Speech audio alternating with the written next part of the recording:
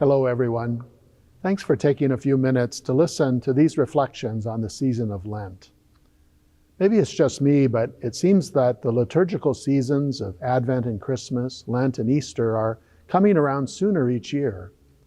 It might be my age, but it's hard to believe that Lent is already upon us. When I was younger, I somewhat dreaded Lent.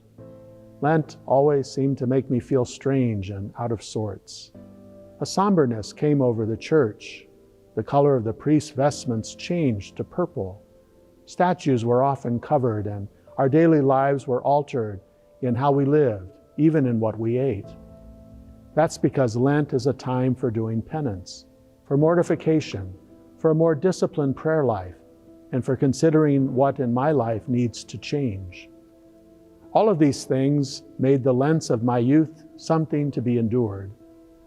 Now, as I have entered a whole new stage of life, I actually look forward to this season, for it is the church's annual retreat. I love going on retreat. These days of Lenten retreat invite us to examine our lives more seriously, to give more room for prayer, for the Mass and adoration, for the Rosary, and of course, the popular Lenten devotion, the Stations of the Cross.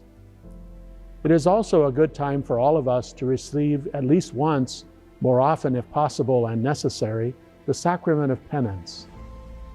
In Lent, we fast and abstain, things that are not particularly enjoyable or comfortable, but very important in order to gain mastery over our bodies and their appetites, to allow our souls to flourish in grace. So many today lack these disciplines, and their spiritual lives suffer because of it. So in the end, if observed correctly and with the right attitude, Lent is good for us. How so? It can certainly help us draw closer to God, to put more emphasis not on this world, but on the world and the life that is to come. And it has the potential, if we unleash it, of helping us transform from mere lukewarm adherence to the faith of our Master into dynamic, serious, and Spirit-led disciples of Jesus Christ.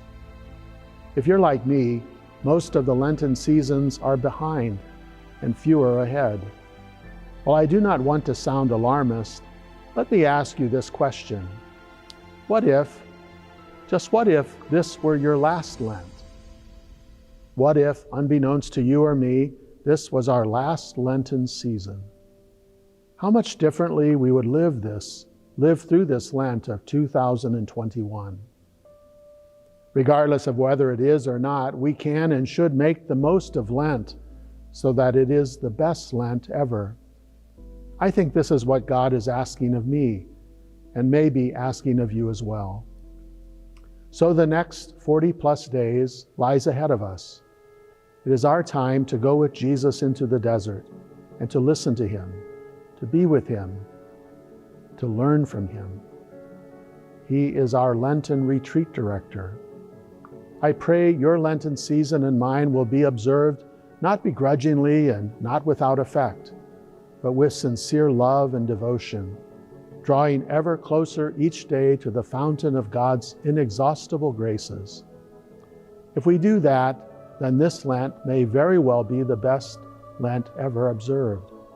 Then we will have much to celebrate on the other side when the Church invites us to remove our Lenten robes of penance and to clothe ourselves with the supreme joy of Easter. God bless you, and a blessed Lent to one and all.